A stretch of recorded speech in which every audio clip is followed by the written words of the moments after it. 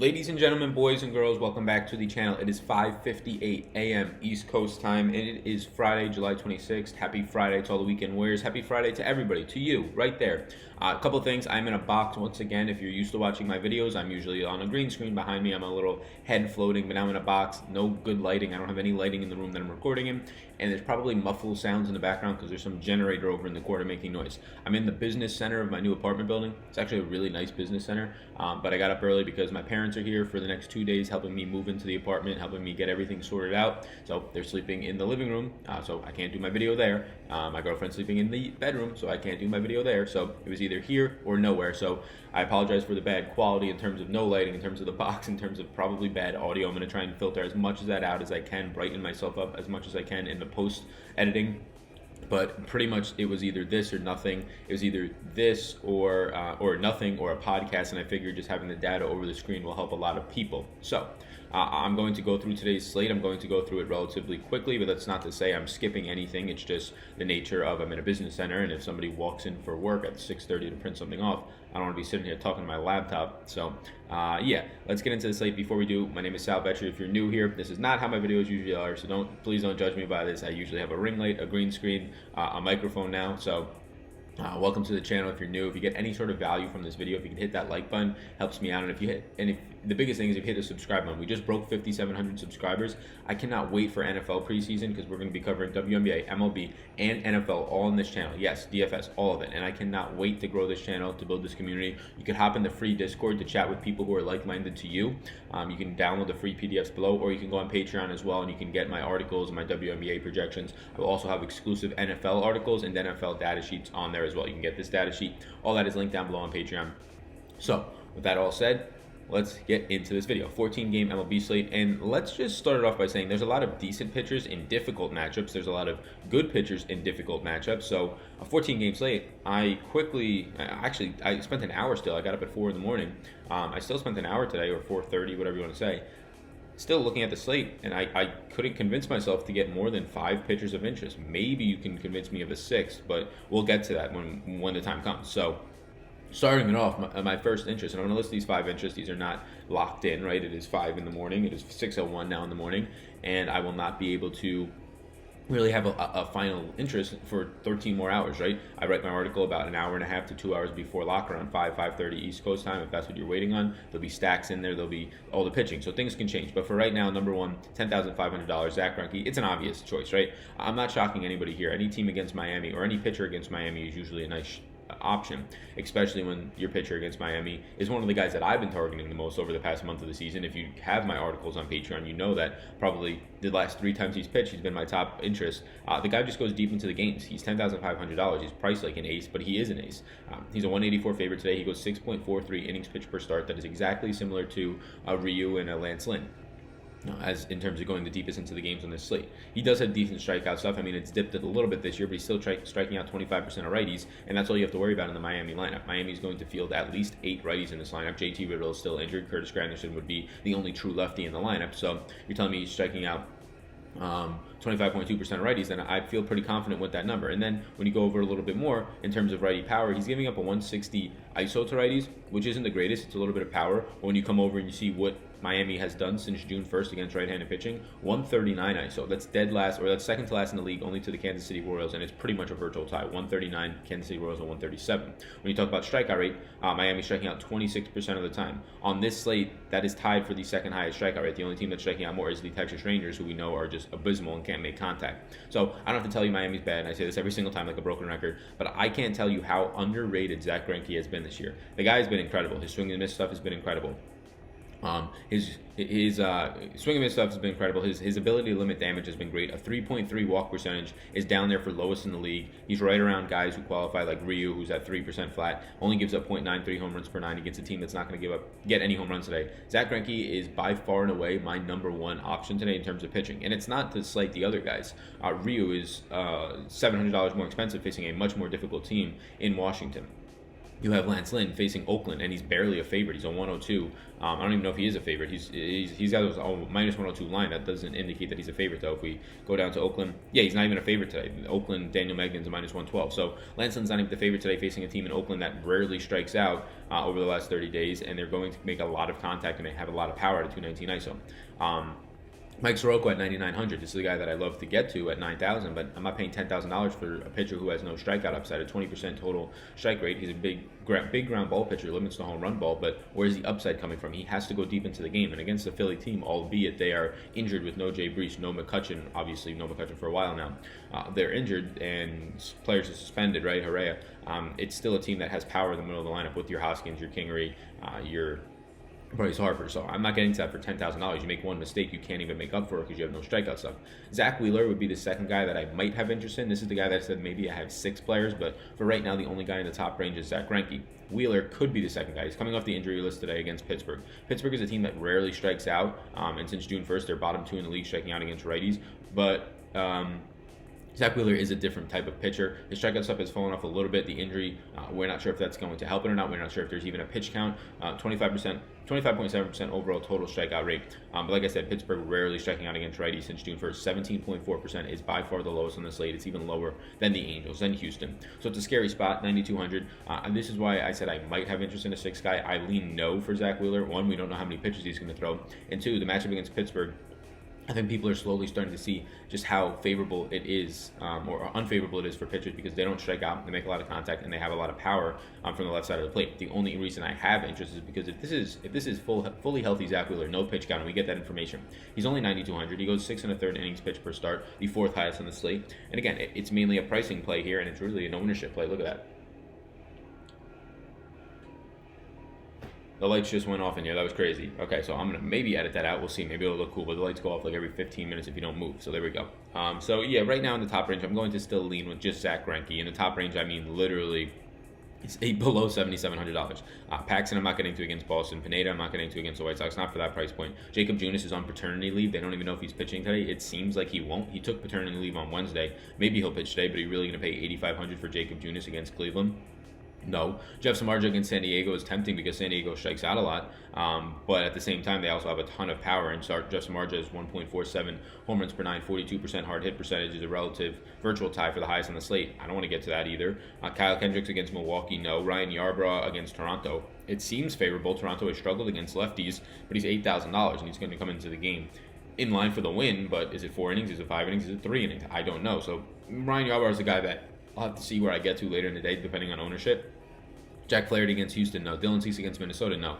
Like all these guys are either decent pitchers, not above average pitchers, but in very difficult spots. I mean, Houston, Minnesota, Milwaukee, Boston for James Paxton. Yeah, no, I don't want that.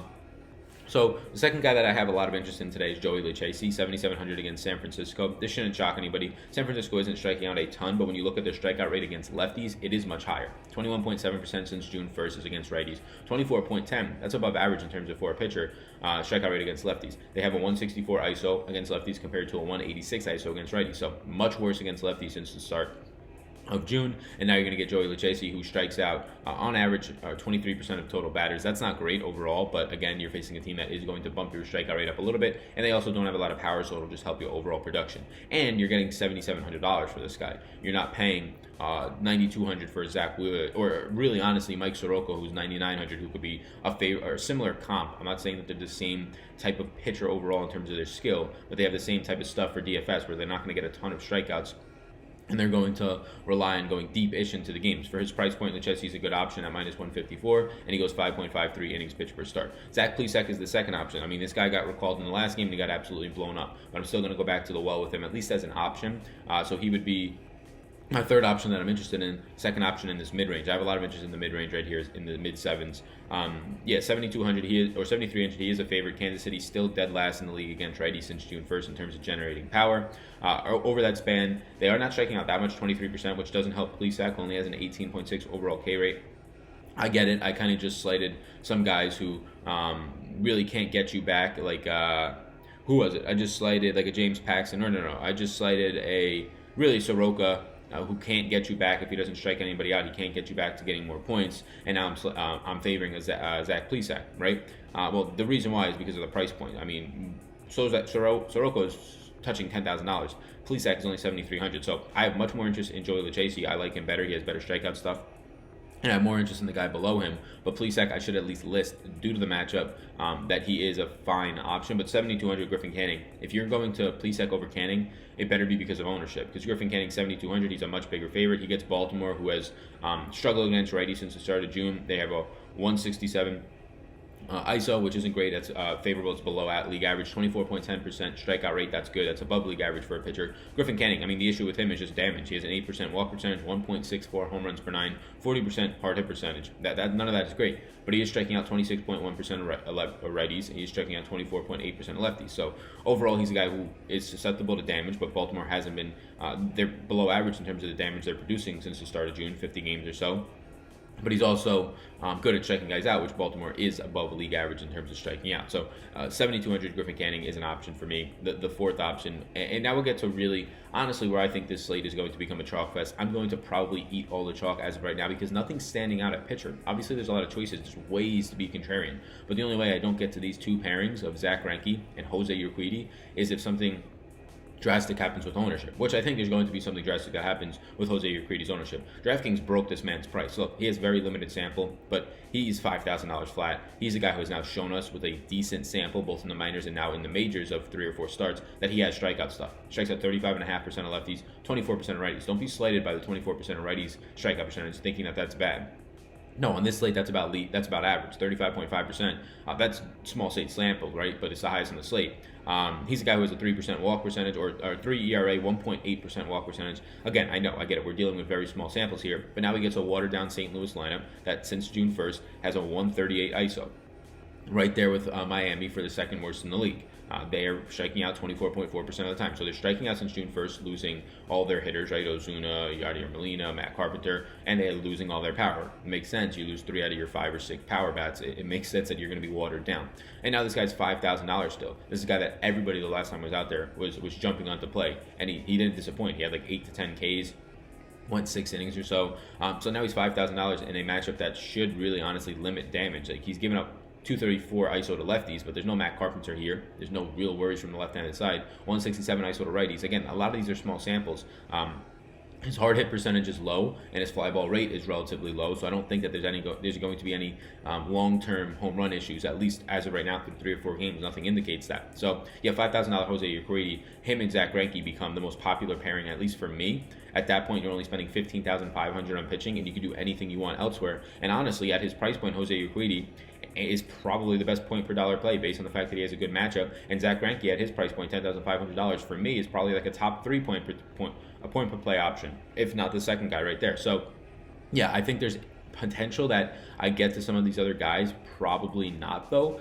Like Jeff Samardzija, there's potential there for me to get to him against the Padres, and that was the guy that I was talking about outside of Mike Soroka. There's potential for me to get there, but I probably don't because I can save so much money going to a Jose Urquidy for $5,000 flat. His ownership will have to be 40+%, which it very well could be on most slates today, especially the high stakes. I imagine a lot of sharp people get to him.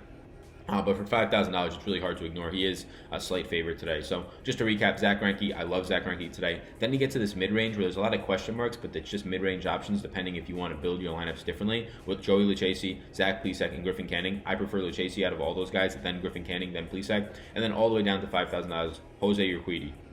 There's really nobody else that I have interest in. I'm not going to get to Daniel Norris or Sandy Alcantara in more difficult matchups than Urquidy, and they're worse strikeout pitchers, and they're more expensive. So, like, in terms of getting to anybody below $7,000, it's just Urquidy for me. I don't want anybody else. I'd rather drop all the way down, save $1,000, $2,000. A lot of these guys are in difficult matchups. Andrew Cashner versus New York, Jake Arrieta versus Atlanta, Anibal Sanchez versus the Dodgers.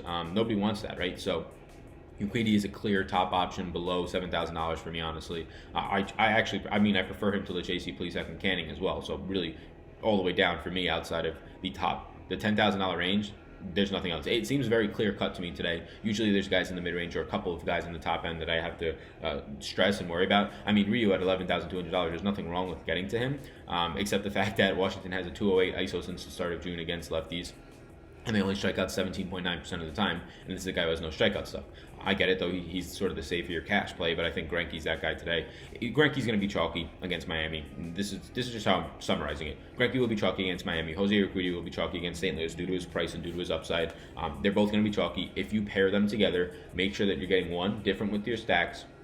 And if you're not getting completely different with your stacks, maybe you have a 5-man stack where 4 of them are chalky in there. Make sure you're one-offs. So you can do 5-1-1-1. Make sure your one-offs or 5-2-1. I would do a 5-1-1-1 if you're doing chalky pitchers. Make sure your one-off bats are extremely, extremely unique. Make sure they have power. They're not just guys who are just going to maybe get a base hit for 3 points.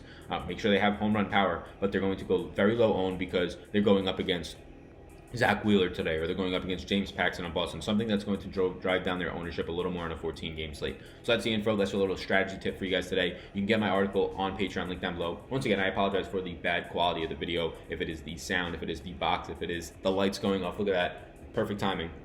Perfect timing for the lights to go off. Terrible.